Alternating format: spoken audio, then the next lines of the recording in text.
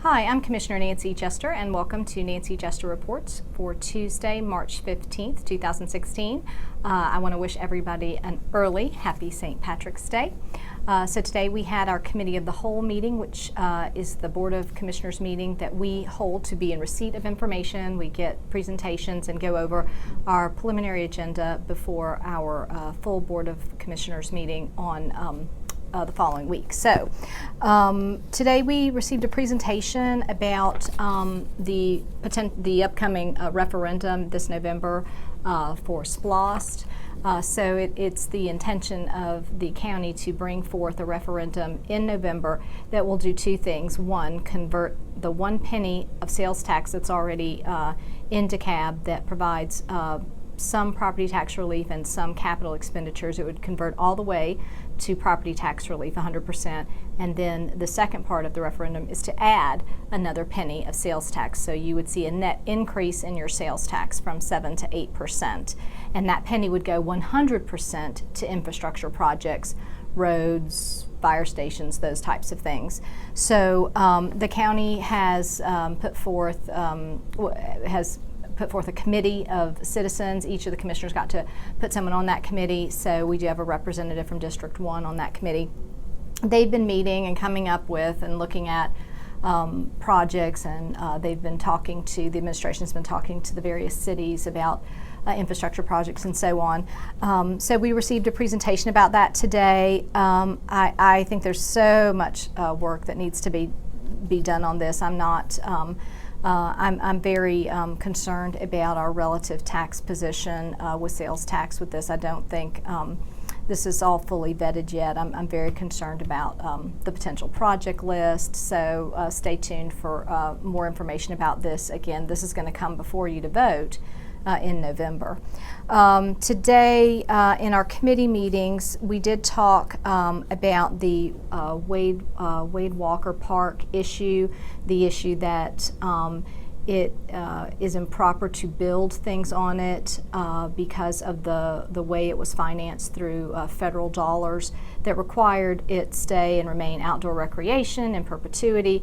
So we had a discussion about that. The administration over the years, I think, has really let down the taxpayers and certainly the commissioners by not being forthcoming with all the information about the deed restrictions on land use. We did discuss going through, there's going to be an inventory of all facilities and parklands to understand any kind of deed restrictions, and also what we have to do to mitigate the problems that we've already created, like putting a YMCA on an area that could not have that. So there's more to come on this issue.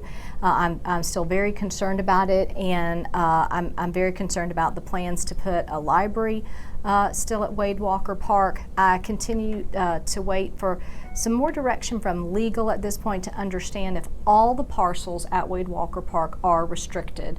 Right now, there may be the case that not every parcel of land is restricted, but again, I'm waiting to see on that. And that will then inform the direction I go, whether I can then bring forth an item to the board to actually remove the Wade Walker Library from funding this year and say replace it with the rebuild of a fire station, which would be my preference, but I need to see more legal documentation on that. We did discuss in our Finance Committee today the cost of holding an election for the District 7 seat that was recently vacated by Stan Watson. And Maxine Daniels from the elections office did a presentation to us about what that would look like since we're already past the initial qualifying for the May election that's coming up. She calls this type of election a standalone election, and it would really be a duplicate election standing side by side, the primary that happens in May, if we were to do it in May. It has so many details and so many risks associated with it, lots of absentee ballot risks, lots of potential discounting if you don't turn in your ballots in separate envelopes. They wouldn't. Neither ballot would be counted. There's a whole host of problems, and of course it's expensive. It would cost close to $400,000 extra.